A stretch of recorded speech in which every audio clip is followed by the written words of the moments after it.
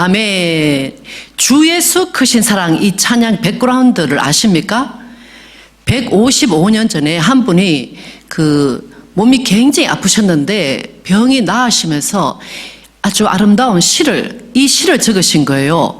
근데 이분이 YMCA 모임에 YMCA는 옛날에 기독교 그거잖아요. 선교단체. 그 모임에 가서 이 시를 눈물로 읽고 있는데 한 분이 그 시를 듣는 순간 그 자리에서 이 작곡을 하셔가지고 이 찬양이 155년 전에 나왔습니다.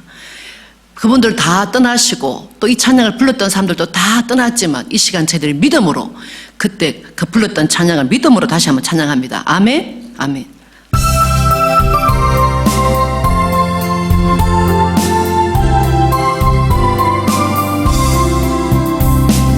주 예수 크신 사랑 늘 말해 주시오. 평생에 뒀던 말씀 또 들려주시오. 저 되지 않는 천국 주 예수 계신 곳나 밝히 알아듣기 또 들려주시오. 평생에 뒀던 말씀 평생에 뒀던 말씀 주 예수 크신 사랑 또 들려주시오. 아침에 있을 바쁜 시 사라짐까지 내 기억 부족하여 늘 이기신 분이 자라가기 쉽게 늘 말해주시고 날 구속하신 사랑 또 들려주시오. 평생에 뒀던 말씀 평생에 듣던 말씀 주 예수 크신 사랑 또 들려주시오. 주 예수 나를 위해 이 세상 오셔서 날 구속하신 은혜 말하여 주시오. 나 같은 사람 위해 주 보혈을 흘렸네. 이 복스러운 말씀 또 들려주시오. 평생에 뒀던 말씀 평생에 뒀던 말씀 주 예수 크신 사랑 또 들려주시오. 이 세상 헛된 영광 날 미워할 때에 주 예수 크신 사랑 늘 들려주시오. 저에게 빛난 영광 내 눈에 비칠 때 주 예수 크신 사랑 또 들려주시오. 평생에 뒀던 말씀 평생에 듣던 말씀 주 예수 크신 사랑 또 들려주신 평생에 듣던 말씀 평생에 뒀던 말씀 평생에 뒀던 말씀 주 예수 크신 사랑 또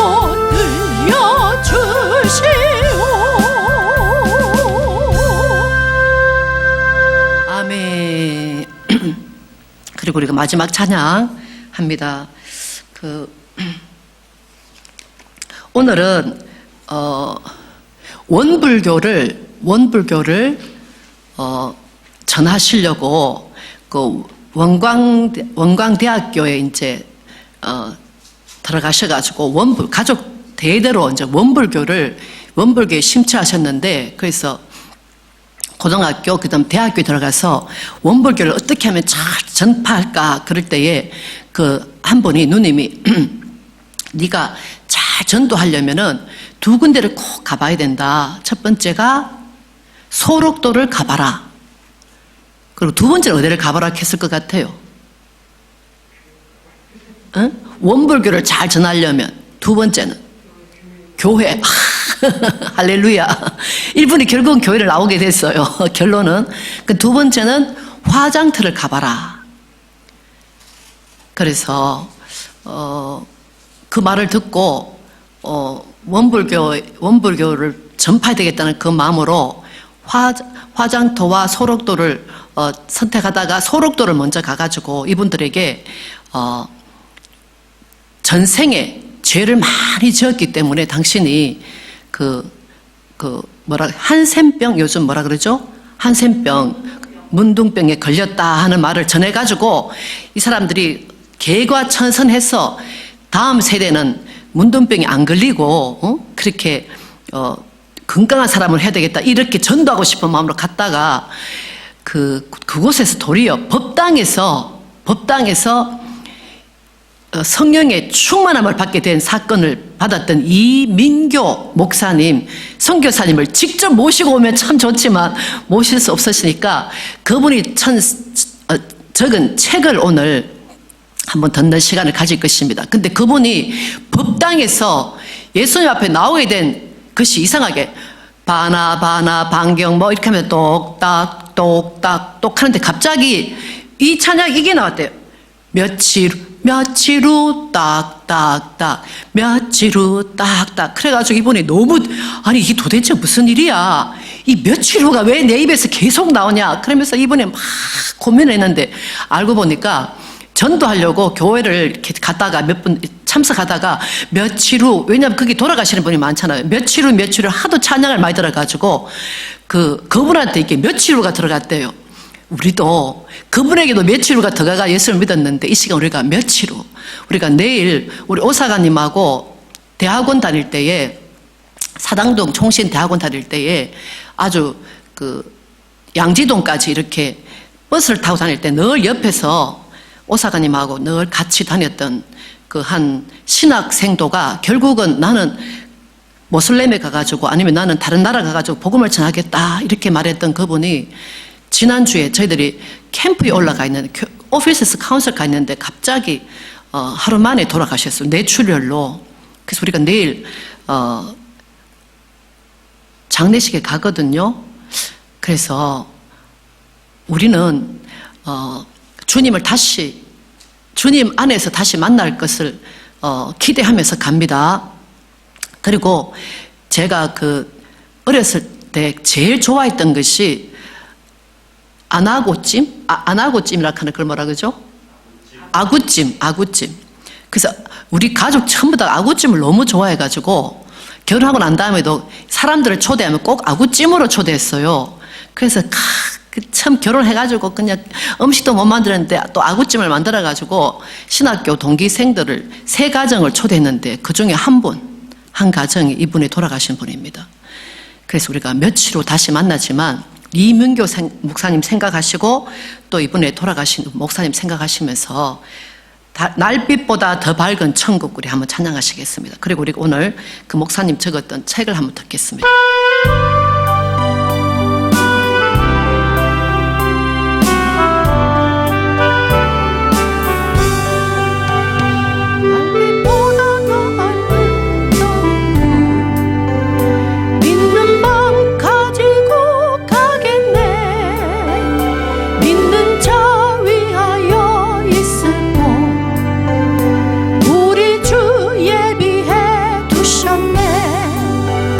면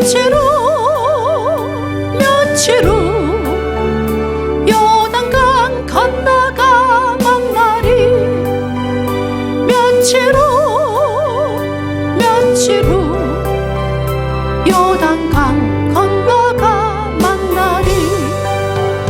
찬란한 주의 빛 있으니 거기는 어두움 없도다. 우리들 거기서 만날 때 깊은 낮 서로가 대하리. 며칠 후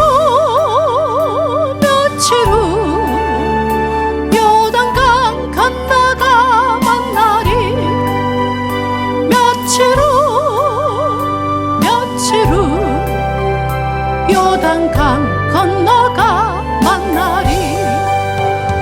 이 세상 작별한 성도들 하늘에 올라가 만날 때 인간의 괴로움이 끝나고 이별의 눈물이 없겠네. 며칠 후 요단강 건너가 만나리. 며칠 후 요단강 건너가 만나리. 광명한 하늘에 계신 주 우리도 모시고 살겠네. 성도들 즐거운 노래로 영광을 주 앞에 돌리리. 며칠 후 요단강 건너가 만나리. 며칠 후 요단강 건너가 만나리.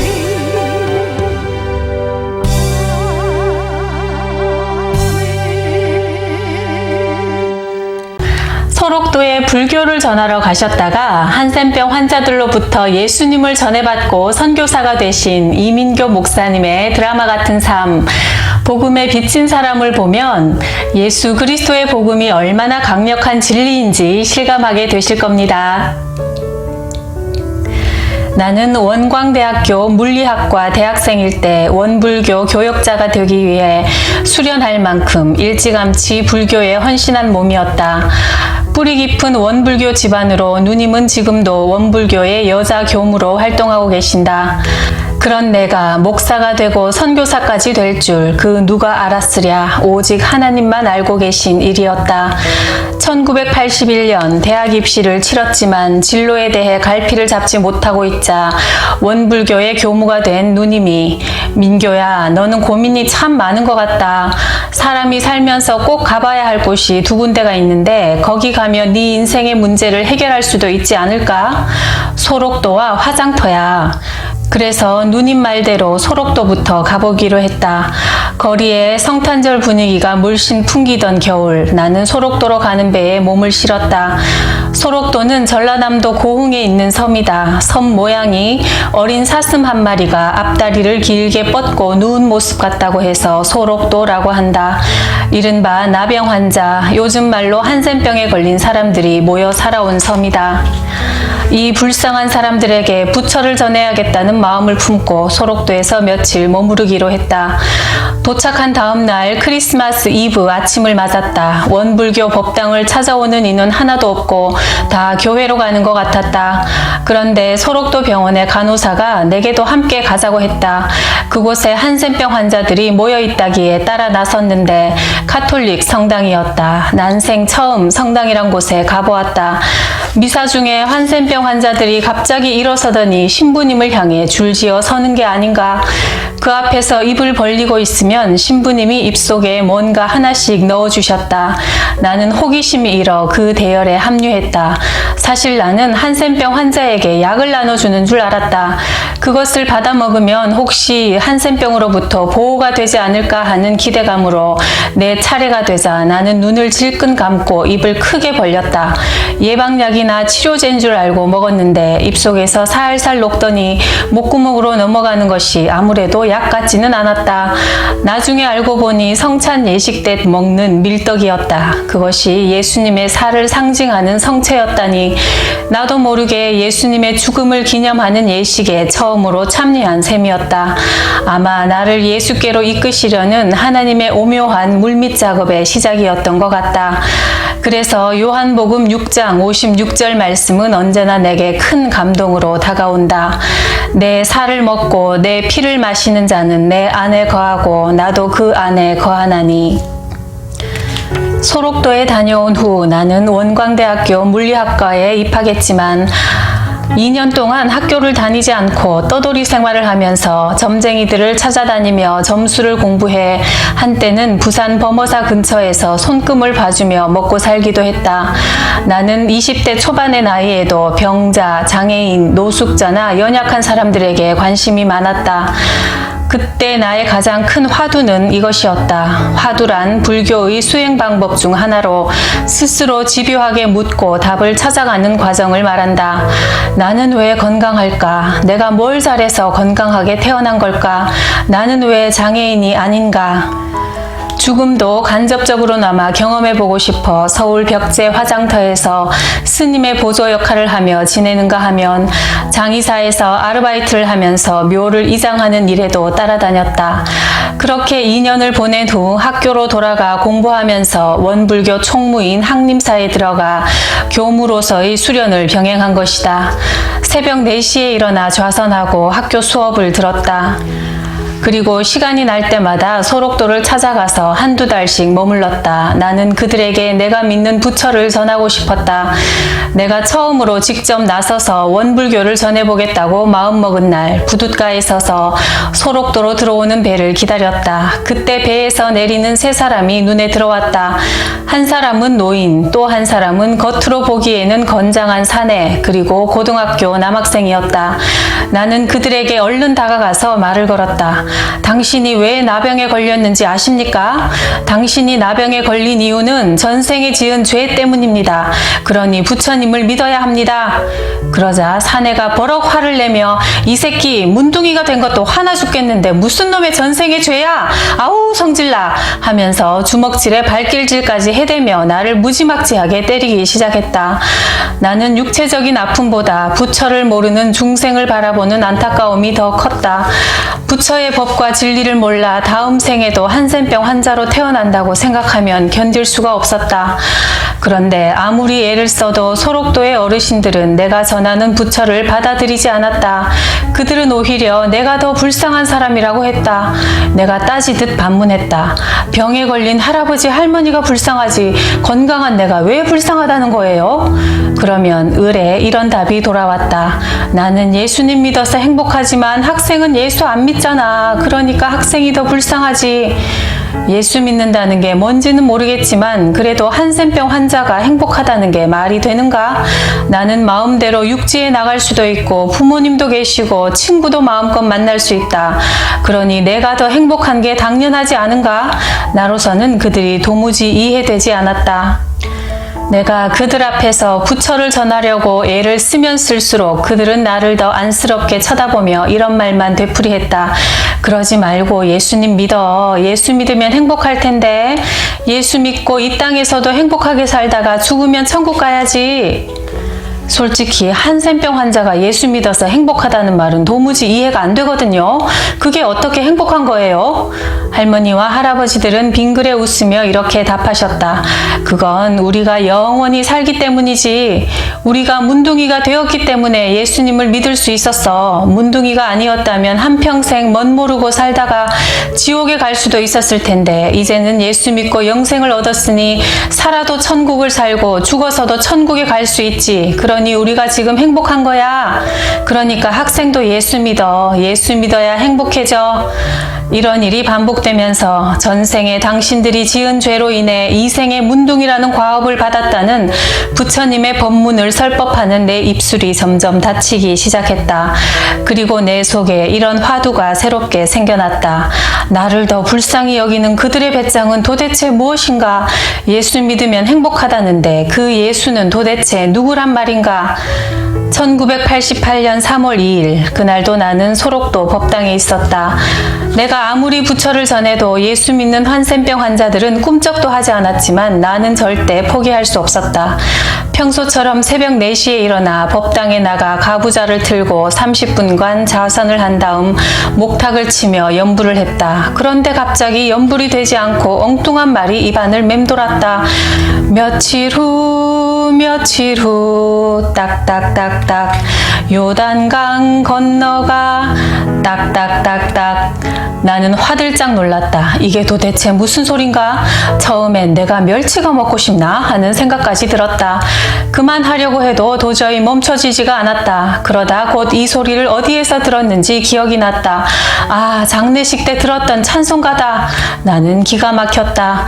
지난 7년간 소록도를 드나들 때마다 장례식에서 수없이 들었던 찬송가 해보다 더 밝은 저 천국의 후렴구였다. 혀는 제 멋대로 돌아가서 며칠 후 하면서 1시간이 넘도록 목탁을 내려놓고 법당을 뒹굴었다. 정신을 차려보니 얼굴이 콧물과 침으로 범벅이 되어 있었다. 성령에 온전히 휘감긴 것이다. 성령님이 나를 찾아와 주신 어떤 말이나 이론으로 설명할 수 없는 놀라운 체험이었다. 소록도에서는 장례식을 환송식이라 부르며 축제에 가깝다. 그들에게 죽음이란 기쁨의 축제였다. 문제의 찬송가 해보다 더 밝은 저 천국을 매우 기쁘게 거듭거듭 큰 소리로 불렀다. 나는 그 광경을 신기하게 바라보았다. 사람이 죽으면 슬퍼해야 하는데 어떻게 기뻐할 수 있는가? 그리고 요단강 건너가면 도대체 무엇이 있기에 며칠 후 다시 만난다는 말인가? 불교에서는 이 땅에 남은 후손 친지들이 공을 들인 정도에 따라 죽은 이의 영이 어디로 가느냐가 결정된다고 믿는다. 나는 당시 사람이 죽고 나면 49제를 잘 드리는 것이 전부인 줄 알았다. 죽은 영혼을 위해 잘 연보하면 그간에 지은 죄들이 삭감되어 영혼이 좀 더 좋은 곳으로 간다고 믿었다. 한센병 환자로 죽었는데 그냥 내버려 두면 다음 생에 또 한센병 환자가 된다고 믿었다. 그래서 내가 천도제를 잘 지내주면 좀 더 좋은 길로 태어날 수 있으리라는 불심을 가지고 천도제를 지내주었다. 천도제는 매우 슬픈 마음으로 지내는데 반해 소록도의 장례식에는 기쁨이 넘쳤다. 특히 찬송가를 부를 때 그 기쁨은 절정에 달했다. 나는 장례식이 있다고 하면 천도제를 지내기 위해 그들이 부르든 말든 목탁을 들고 참석했다. 그들이 찬송가를 부를 때면 이에 질세라 더 크게 목탁을 쳤다. 그들의 죽은 영혼이라도 부처님을 만나라고 열심히 49일 동안 제를 올렸다. 그러나 오히려 내가 그 찬송가에 휘감기고 붙들리고 말았으니 어쩌면 목탁 소리로 그 찬송가의 박자를 맞춰주고 있었는지도 모르겠다. 세상에는 죽음을 기뻐하는 사람도 있구나. 이것이 나에게는 실로 큰 충격이었다. 대부분의 사람들은 죽음을 슬퍼한다. 그런데 이들은 죽음을 오히려 축제로 여겼다. 이전의 나로서는 전혀 생각도 해보지 못한 개념이었다. 한센병은 보통 7년의 잠복기를 거쳐 증상이 나타난다고 한다. 그런데 나는 소록도에 드나든 지 7년 만에 성령님이 법당에 있던 나를 찾아오신 것이니 타이밍 한번 참 절묘하다. 이른바 성령 체험이라는 것을 했지만 나는 어찌된 영문인지 몰라서 한참 고민하다가 고등학교 때 국어 담당이셨던 기독교인 선생님을 찾아가 상담했다. 선생님은 내 이야기를 찬찬히 들으시더니 내 손에 성경을 꼭 쥐어주며 말씀하셨다. 감사하게도 하나님이 너를 직접 찾아오신 모양이구나. 이 성경이 하나님을 잘 설명해주고 있으니 꾸준히 읽어보렴. 나는 그때부터 법당에서 성경을 보기 까먹기 시작했다. 어차피 그렇게 잘 외우던 연불도 이제는 안 되니 달리 할 일도 없었다. 창세기부터 읽었지만 무슨 말인지 도무지 이해되지 않았다. 신약 성경으로 넘어와 요한복음에 이르렀다. 태초에 말씀이 계시니라. 이 말씀이 하나님과 함께 계셨으니 만물이 그로 말미암아 지은 바 되었고 그 안에 생명이 있었으니 이 생명은 사람들의 빛이라. 말씀이 육신이 되어 우리 가운데 거하심에 우리가 그의 영광을 보니 아버지의 독생자의 영광이요 은혜와 진리가 충만하더라. 그 빛이 비로소 내게도 비춰왔다. 요한복음 첫 장에서 빛을 발견한 것이다. 마치 요한복음이 살아 움직이는 것 같았다. 요한복음 9장에는 날 때부터 맹인이었던 사람이 눈을 뜨게 된 기적이 나온다. 안식일에 예수님이 맹인에게 실로암 연못에 가서 씻으라고 했을 때 그의 눈이 밝아졌다. 그러자 사람들이 엄청난 관심을 보이며 그가 어떻게 보게 되었는지 물었다. 당시 종교 지도자들은 예수님이 안식일을 범했다는 꼬투리를 잡으려고 혈안이었다. 자식이 눈뜨기를 간절히 원했던 부모조차 출교를 당할까봐 몸을 사렸다. 이런 상황에서도 눈을 뜨게 된 맹인은 담대하게 말한다. 주여, 내가 주님을 믿나이다. 이 본문을 묵상하다가 내 안에 뜨거운 것이 올라왔다. 그렇구나. 이게 내 모습이구나. 영적 소경으로 살던 나를 눈뜨게 하신 분은 바로 예수님이시구나. 나는 그 순간 예수는 그리스도시요 살아계신 하나님의 아들이심을 뜨겁게 고백했다. 사회에서 출교당할 수 있는 상황에서도 예수님이 하신 일을 당당히 고백했던 맹인처럼 나도 영적 맹인이었던 나를 눈뜨게 해주신 그분을 담대히 증거하겠다고 다짐했다. 법당에서 하나님을 만나고 예수를 믿은 뒤 처음 몇 달간은 영적 공격이 심했다. 영적으로 눌리고 혼돈스러운 마음이 심해지면 옷을 입은 채 오줌을 지릴 정도였다. 실제로 귀신이 눈에 보이는 날도 있었다. 내가 아내와 데이트를 할 때 아내를 차로 데려다주고 혼자 돌아오는 길에 문득 백미러를 보니 뒷좌석에 누군가 앉아있는 형상이 비쳤다. 차 안에는 나 말고 아무도 없는데 진짜 누가 있는 것 같아 조심스레 다시 돌아보니 정말 누군가 떡하니 앉아있었다. 두려움이 파도처럼 밀려왔다. 핸들을 꼭 붙들고 앞만 보고 가는데 이번에는 옆에 누가 있는 느낌이 들었다. 이제는 아예 옆자리에 앉아버린 것이다. 나는 두려운 마음에 엑셀만 계속 밟아댔다. 정신이 혼미한 상태였던 나는 낭떠러지 위 커브길에서 핸들을 꺾지 못한 채 낭떠러지로 떨어지고 말았다. 자동차는 심하게 찌그러지고 차창 유리도 다 깨졌다. 그런데 신기하게도 내 몸은 한 군데도 상하지 않았다. 이렇게 영적인 공격을 받으면서 내가 진짜 예수를 믿어야 하나? 나 같은 사람은 예수를 믿지 말라는 말인가? 라는 생각까지 들었다. 결국 일상생활에서 나 자신을 감당하기가 어렵다는 판단이 들어 20대 중반을 넘긴 늦은 나이에 군 입대를 결정했다. 그동안 내가 주로 만나온 사람들이 다 원불교인이어서 일종의 분리가 필요했다. 그러나 사탄의 공격은 군대에서도 쉬지 않았다. 한 달이 넘도록 무의식 중에 극심한 공포에 시달려 잠만 자면 옷에다 오줌을 지렸다. 악령들은 내가 하나님께로 향하지 못하도록 끈질기게 붙잡는 것 같았다. 나는 영적 공격이 심해질수록 미친 사람처럼 성경을 파고들었다. 파란색 포켓 성경을 주머니에 넣고 휴식 시간마다 꺼내 읽었다. 그렇게 성경을 읽다 보니 차츰 두려움이 사라져갔다. 말씀이 내 속에 들어오니 밤에도 편히 잠들 수 있게 되었다. 그리고 틈만 나면 군대 동기들에게 나에게 찾아오신 하나님에 대해 나누었다. 나를 구원해 주신 예수님께 감사하는 마음이 커지자 복음을 전하고 싶은 담대함이 생겼다. 그렇게 영적 공격을 이겨내고 나니 180도 달라진 인생이 되었다. 이제는 부처를 전하는 땡중이 아니라 예수를 전하는 전도자가 된 것이다. 논산에서 신병 훈련을 1등으로 수료하고 사단장 상까지 받아 법무부 산하 교도소 병력으로 차출이 되어 조직 폭력 5범 이상만 수감되는 전주교도소로 가게 되었다. 사형수들의 독방을 찾아가 예수를 전했다. 하지만 예수를 안 믿는 사형수들은 나를 보면 자기 방 안에 받아둔 똥을 내 얼굴에 뿌리거나 내 눈가를 확 뽑아버리겠다는 험한 말로 협박하기도 했다. 이렇게 교도소 안에서 우직하게 예수를 전하다가 고참들에게 많이 맞기도 했다. 군대에서 세례를 받고 제대 후 대전에 있는 침례신학대학교 대학원의 목회학 석사 과정을 밟게 되었다. 그렇게 신학생이 되어 소록도를 다시 찾았을 때는 감회가 남달랐다. 그러자 그곳에 계신 분들이 저 청년은 옛날에는 그렇게 부처 믿으라고 난리더니 지금은 또 예수 믿으라고 난리니 웃기는 사람이다 해서 배꼽을 잡고 웃기도 했다. 늘 장애인에게 특히 관심이 많았던 나는 지금 우즈베키스탄에서 농아를 대상으로 선교하고 있다. 하나님은 내게 이슬람 땅의 농아들을 향한 마음을 주셨다. 불교는 장애인을 전생의 죄 때문이라고 하는데 이슬람은 신이 버린 사람이라고 취급하니 불교보다 이슬람이 장애인에 대해 더 비정한 것 같다. 알라의 저주를 받았다고 해서 그들의 회당인 모스크에도 들어가지 못하는 장애인들이 거꾸로 예수님을 믿고 전한다면 어떨까? 소록도 역시 벨기에, 오스트리아 등지에서 온 수녀와 선교사를 통해 예수를 소개받은 한센병 환자들이 내가 문둥이였기 때문에 예수님을 믿게 되었다고 간증했고 그래서 나 같은 사람까지 예수에 전념되었던 것처럼 이슬람 땅에 있는 장애인들이 우리는 알라의 저주가 아니라 하나님의 사랑으로 장애인이 되었다고 간증하며 또 다른 장애인을 섬긴다면 어떤 일이 일어날까? 한국에 복음을 전한 파란 눈의 선교사들처럼 나도 중앙아시아의 그늘진 곳을 찾아가 예수님의 사랑을 전하려는 것이다. 농아들이 예배 도중 기도하다가 성령님이 임하시면 몸이 마구 떨리고 손도 떨리는 현상이 나타난다.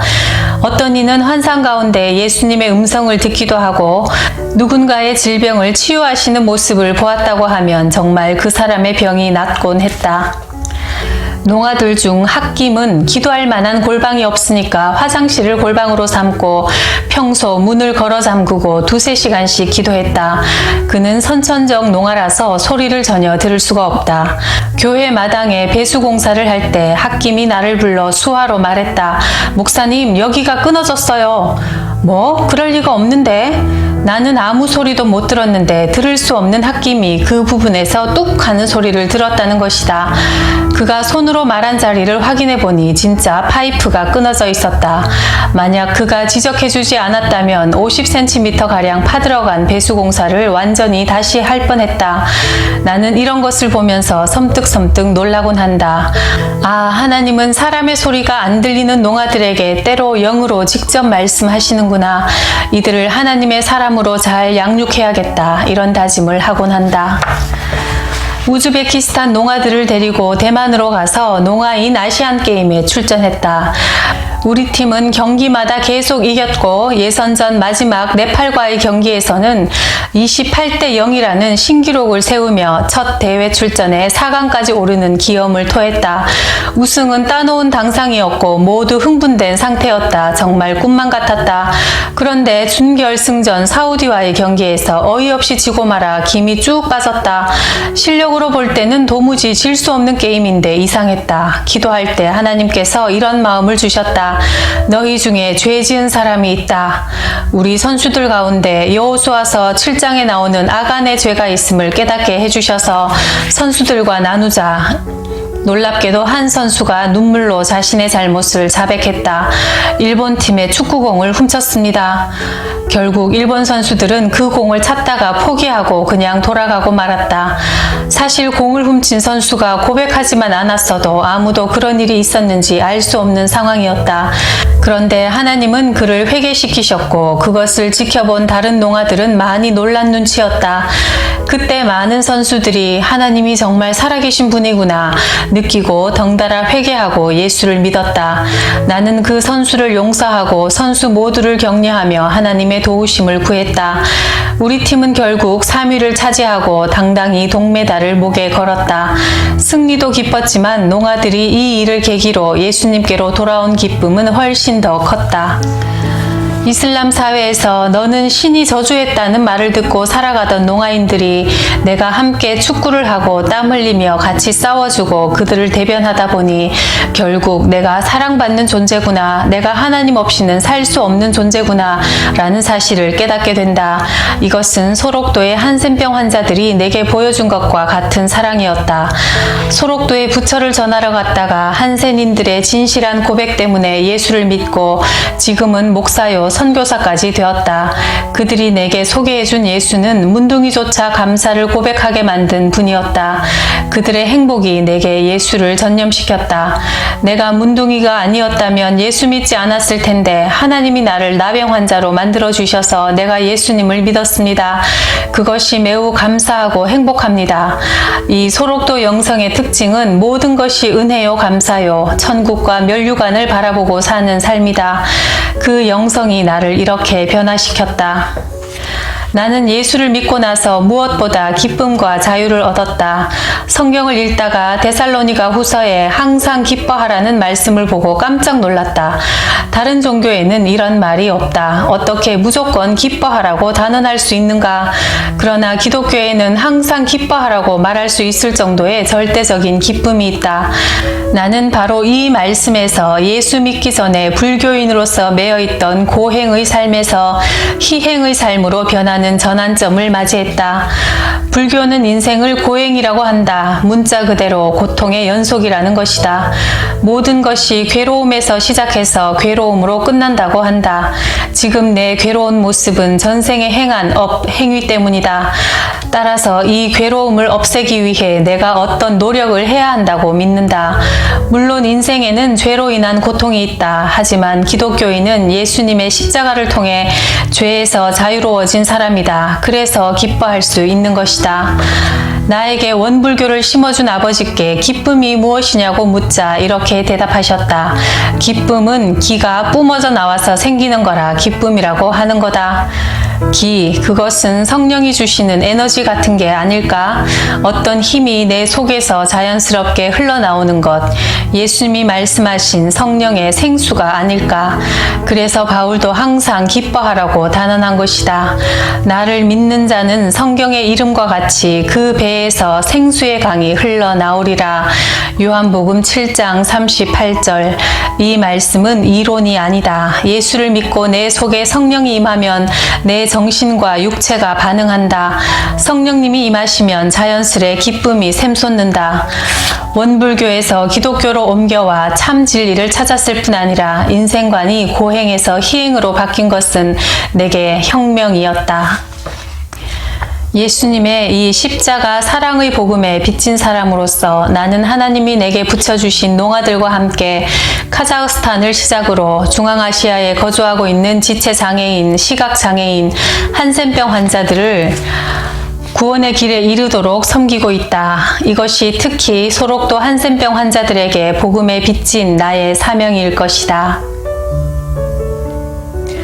어떤 상황에서도 기뻐하고 감사하면서 내가 만난 예수 그리스도를 전하고 천국을 바라보고 살아가는 이 소록도 영성이 정말 귀하게 다가옵니다. 구독, 좋아요, 댓글에 따뜻한 사랑에도 언제나 감사드리고요. 우리도 항상 기뻐합시다. 우리가 춤 앞에 나갈 때는 우리가 성령으로 충만히 채워지지 않으면 악령으로 충만히 채워져요. 그 두 개가 없습니다. 성령이든지 악령이든지. 그럼 내가 성령으로 충만한지 악령으로 충만한지 알 수 있는 것은 우리의 말을 통해 알 수 있는 거예요. 그래서 내가 내 심령에는 파도가 친다 할지라도 이빨을 내 마음을 지키고 주님 앞에 감사함으로 있는 것을 인하여 감사한 거, 없는 것 때문에 계속적으로 주님 앞에 불평하고 불만하고 하는 것이 아니라 주님 성령께서 저 가운데 은혜를 베풀어 주셔서 소록도에 있는 사람들이 한국에서는 가장 처참한 삶을 사는 동네가 그 동네인데 그곳에 가면 가장 예배가 은혜롭다고 하는 말씀을 들었습니다. 주님, 저희들 죽어있는 예배가 살아나기를 원합니다. 감사함으로 주를 찬양하는 예배가 되기를 원합니다. 하면서 오늘 예배드리는 저와 여러분 되시길 축복합니다. 아멘. 잠깐 기도하시겠습니다. 좋으신 하나님 감사합니다. 주신 것, 가진 것에 대해서 감사하지 아니하고 없는 것만 인하여 얼마나 우리가 슬퍼하며 마음을 빼앗길 때가 얼마나 많았습니까? 마음을 지키고 입술을 지킬 수 있는 저를 될 수 있도록 도와주옵소서. 영적 전쟁 가운데서 아버지 그들은 우리의 밥이다 고백하며 나갔던 아버지 여호수아와 갈렙의 고백이 신앙의 고백이 저희들 고백이 될 수 있도록 도와주시옵소서. 시간마다 순간마다 아버지 그것 아니야 너 이거 없잖아. 너 이거 아프잖아. 그러면서 주님 앞에 불평불만하게 만들려 하는 그 더러운 영들을 예수 이름으로 내어 쫓는 저희들 삶 될 수 있도록 도와주셔서 날마다 승리하는 저희들 되게 하옵소서. 이미 승리하신 주님을 찬양하옵고 이 모든 말씀 예수님 이름으로 감사하며 기도했습니다. 아멘. 아멘. 법당에 찾아오신 우리 성년께 감사하면서 저희들에게 찾아오신 주님께 감사합니다. 아멘.